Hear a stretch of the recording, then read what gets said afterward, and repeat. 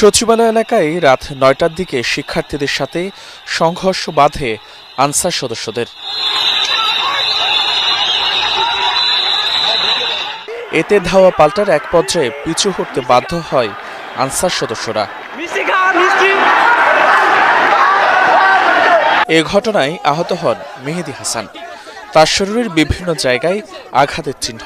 তার দাবি, হামলার সময় সরকার পতনের নানা ক্ষোভ ঝেড়ে তাকে আঘাত করা হয়।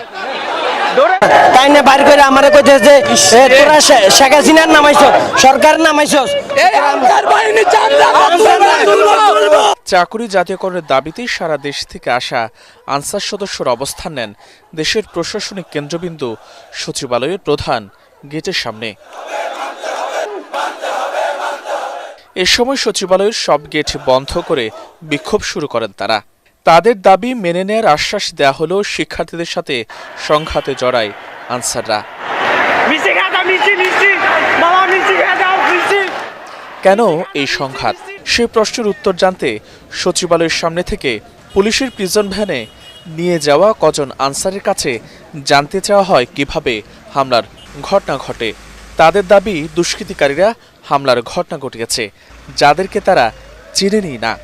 ভিতরে যদি কিছু থাকে, পোশাক পরে যদি বাইরে যদি দুটি চরিত্র যদি লোক যদি আসে, তাহলে তো আমাদের কিছু করার নাই। কিছু সন্ত্রাসী দল আমাদেরকে হামলা করছে, পরে আমাদেরকে ছাত্র ভাইয়েরা আর আর্মিরা আমাদেরকে রক্ষা করছে। শিক্ষার্থীদের উপর হামলা করছে, এগুলো মনে করেন যে ইয়ারা ওই চিনি না এগুলা। হামলায় আহত হয় বৈষম্য বিরোধী ছাত্র আন্দোলনের সমন্বয়ক হাসনাত আবদুল্লাহ সহ অনেক শিক্ষার্থী। এ খবর ছড়িয়ে পড়ার পর রাতে টিএসসি এলাকায় মিছিল নিয়ে আসতে থাকে বিভিন্ন কলেজ বিশ্ববিদ্যালয়ের শিক্ষার্থীরা।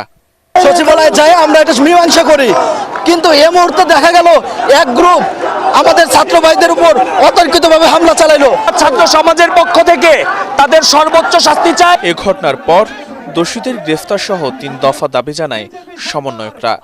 মদতদাতাদের খুঁজে বের করার দাবি তাদের। বন্যায় যখন মানুষ মরছে, এই আনসার লীগ তখন তামাশা করছে। আপনারা যে অস্থিতিশীল পরিস্থিতি করতে চাচ্ছেন, তা ছাত্র জনতা কোনোভাবে করতে দেবে না। যখন আমাদের ভাইরা এক পাশে গিয়ে শান্তিপূর্ণভাবে দাঁড়ায়, তখন তারা প্রথম আমাদের ভাইদের রক্তাক্ত করেছিল। সচিবালয়ের সামনে থেকে কয়েক শতাধিক আনসারকে নেওয়া হয় সেনা হেফাজতে। পরে এদেরকে পুলিশ ভ্যানে করে পাঠিয়ে দেওয়া হয় রাজধানীর বিভিন্ন থানায়। মুস্তাফিজুর রহমান, এটিএন বাংলা, ঢাকা।